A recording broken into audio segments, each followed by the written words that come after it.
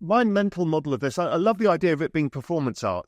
Stuff like, I've been, as you know, a fan of like smoking chicken fish. It's just fucking funny, and it's art in its own right, and it's community, and it's humor. There's a lot of things. But at a broader macro sense, what we're doing here, I think, is something really powerful, which is tokenizing attention. Right? Attention is the currency of humanity in one way, shape, or form. Memetics is a form of attention, obviously. Bitcoin Zella stands out with its simplicity and clarity. We've crafted an experience that anyone can dive into, whether you're a crypto expert or just a new to the crypto world. Now, guess who keeps his eye on us? The author of best-selling book Rich Dad Poor Dad, Robert Kiyosaki. And we want to take this opportunity and thank all the people who trusted us, and we read every comment. And the best part, it's free. Subscribing now means you will get all new information for free. Don't just follow the trends, stay ahead of them. Subscribe to Bitcoin Zella today and enjoy the new edge. In this video, Raoul Pal dives into bold predictions for 2025, exploring the fusion of technology and finance. He highlights the irreplaceable value of human experiences in a rapidly digitizing world. Let's catch him up. And so we're tokenizing attention because what I think we're doing here is I think we're finding an ability to participate in the economy post-AGI in a way that is authentically human, right? Because, you and I talked about this, and you threw me down a very, very deep rabbit hole about, okay, what does the world look like post, let's say, 2030, 2032? And we don't know a lot of what we do as normal jobs. Now, on the art side, well, it's already, because art is always at the cutting edge, it's already blurring with AI, and music is already blurring with AI because that's what they do, because artists use this stuff. But what I'm thinking is we're organizing community purpose and attention and financializing it in a way that we can be authentically human. Now, what's interesting about this space is attention could be long, and that could be Doge at a simple, in a meme coin world, or it can be fleeting, which is these pumped up funds that go to 100 million and then go to zero. And we're just kind of betting on this as a way of amusing ourselves. And I feel like it's like training us how to operate in a new world. That's kind of where I'm coming from in this. I mean, I do believe in the future people will be gambling on things a lot more, which, again, I don't know if that's good or bad. Good or bad. I'm not 100% sure that's a super good thing. It's so interesting because, especially, when you talk about the AI piece of it, and then the fact that some of the memes are AI that people are gambling on, it's another layer of sort of recursion with this that I think just makes it so hard to kind of unpack. Yeah, because the AI side of it, right now, I'm a bit cynical of it. Not that I don't think it's all coming, but I think we're kind of betting on something a little too early. That really it's just a ChatGPT wrapper right now. I mean, these are not agents. Agents is a whole different world. But that's the other issue is what the fuck is the internet going to be? I mean, this is the dead internet theory as well playing out. Bitcoin is chasing $95,000 after modest gains today, with key on-chain metrics suggesting that the worst may be over for the cryptocurrency. Following a sharp decline between January 7 and 9, Bitcoin dipped below $92,000 for the first time in 9 days. This drop wiped out over $257.5 million in leveraged long positions and was accompanied by profit-taking, strong economic data, and political uncertainty.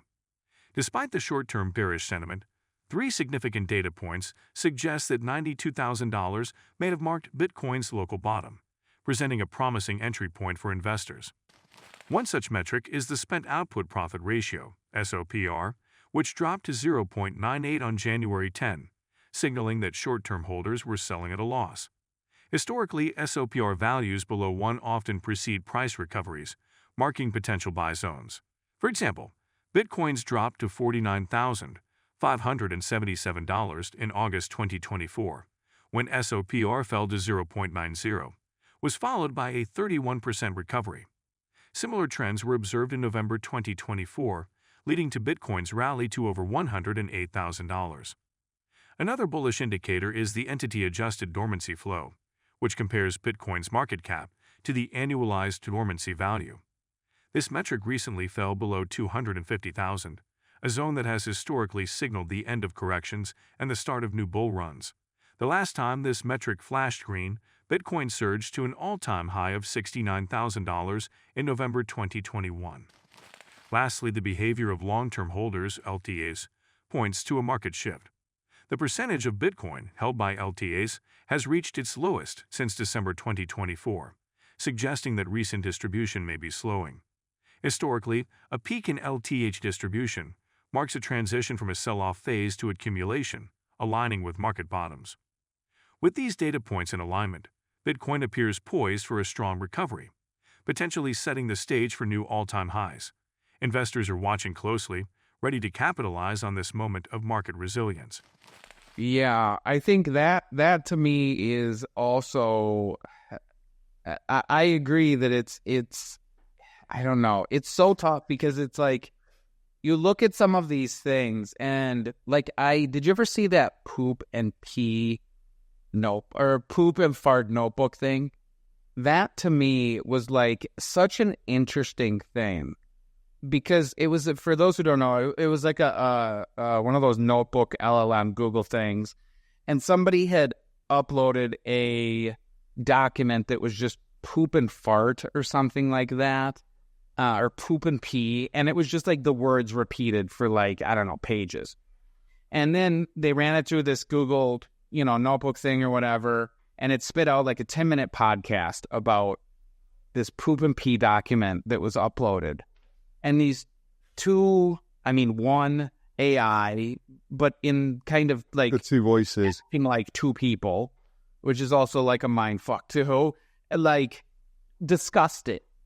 And they went so deep on it and so like, so hardcore and so into the like, psyche of and they were speaking like they're humans too. That's what was super fucked up. They were like, as humans, this really talks about us, and our trying to derive meaning from everything, and why are we thinking about this so much, and like, what does this mean, and what does it mean that we're trying to assign meaning to it? And like they just went down this like fucking insane rabbit hole that to me was so interesting because, again, this AI is trained on humans. So it was like an aggregate of every human who's ever said anything talking about this poop and pee document.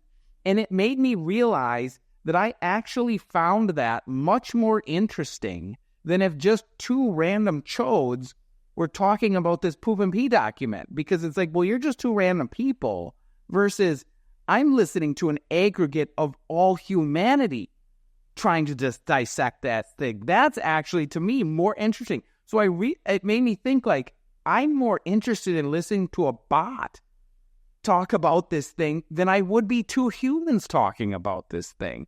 And it was this like fucked up, like, wait, that's kind of fucked up, but like, I don't know.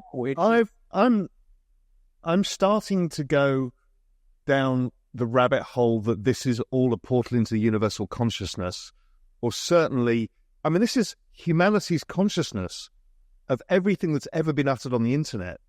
Now, wait till everybody's photos are uploaded from your Google Cloud or your Apple and all of that shit. All of this stuff is going to come.